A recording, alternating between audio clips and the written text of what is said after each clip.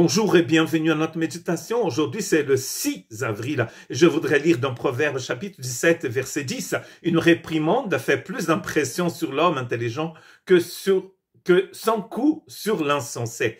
Donc, une réprimande, dans une autre version en portugais que j'ai lue aujourd'hui, c'est écrit qu'une réprimande pénètre plus loin dans l'homme intelligent que 100 coups sur l'insensé. Très intéressant cette version. La réprimande en fait pénètre, la correction pénètre le cœur de celui qui est intelligent.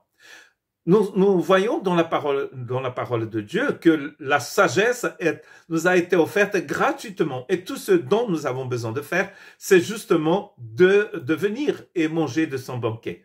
Il y a donc un texte très intéressant que nous avons sûrement déjà médité. C'est à Proverbes chapitre 9, versets 1 à 6, qui dit ceci: « La sagesse a bâti sa maison.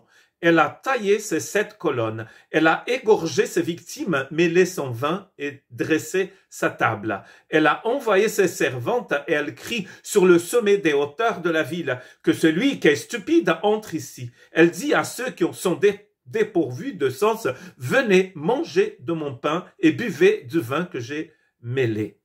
Quittez la stupidité et vous vivrez, et marchez dans la voie de l'intelligence. » Jacques nous dit dans le chapitre 1 de son épître que ceux qui manquent de sagesse peuvent la demander au Seigneur. Et le Seigneur va donner donc sa sagesse sans faire de reproches. Donc ça veut dire que Dieu ne va pas dire « Ah, non, Dieu n'a même pas besoin de faire ça, parce que quand vous recevez la sagesse de Dieu, vous allez plaire à Dieu, vous allez être agréable au Seigneur et vous allez être une bénédiction pour les autres. » La sagesse, c'est tout ce dont on a besoin. La seule chose à faire ici, c'est de l'accepter, de la recevoir. Dans Apocalypse chapitre 3, verset 20, Jésus dit à une église: « Je suis à la porte, je frappe. Celui qui entend ma voix et ouvre la porte, je rentrerai chez lui, je veux manger, souper avec lui et lui avec moi. » Donc la sagesse, déjà tout préparé, la sagesse divine est prête. Tout ce dont vous avez besoin de faire, c'est d'ouvrir votre cœur. Mais si nous n'aimons pas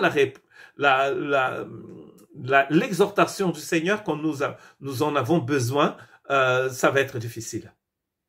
Et donc, en fait, il faut recevoir la grâce et du coup, vous allez rejeter votre propre façon de vivre et de faire.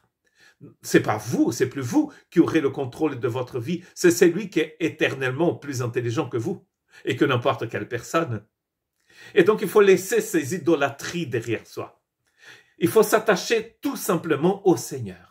Et en fait, accepter d'être éprouvé par la parole du Seigneur, comme nous avons vu l'autre jour. Nous avons la tendance à être rebelles, n'est-ce pas? Nous aimons bien faire les choses à notre propre manière. Comment Dieu va comparer dans les Saintes Écritures le péché de la désobéissance et de la rébellion? 1 Samuel 15, 23, car la désobéissance est aussi coupable que la divination. Et la résistance n'est pas moins que l'idolâtrie et les téraphins. Donc l'idolâtrie ici. Puisque tu as rejeté la parole de l'Éternel, il te rejette aussi comme roi. Donc ce roi d'Israël va être rejeté. Il a très très bien commencé, mais vers la fin de sa vie, il va prendre les choses en main et il va jamais obéir à ce que Dieu lui dit. Dieu lui dit de faire quelque chose, il va faire exactement le contraire. Dieu lui dit: ne touchez pas à ça, ne faites pas ça, ça c'est pas pour toi. Il va faire exactement le contraire. Donc Dieu envoie ses prophètes, mais lui il s'en fiche complètement. Donc en fait, il est rebelle. Il n'accepte pas les instructions divines. Et la fin de ce roi va être très triste. Vous pouvez lire ça dans le livre de Samuel. Donc Dieu nous offre sa sagesse. Ouvrons notre cœur à sa sagesse et laissons de côté nos idolâtries et laissons de côté la désobéissance. Laissons de côté ce désir de rébellion que nous avons, qui est très... Certains disent: oui, c'est ça un Français, c'est ça un Brésilien. En fait, c'est ça un être humain. Surtout un être humain sans Dieu, un être humain qui rejette la sagesse de Dieu. Que Dieu vous bénisse.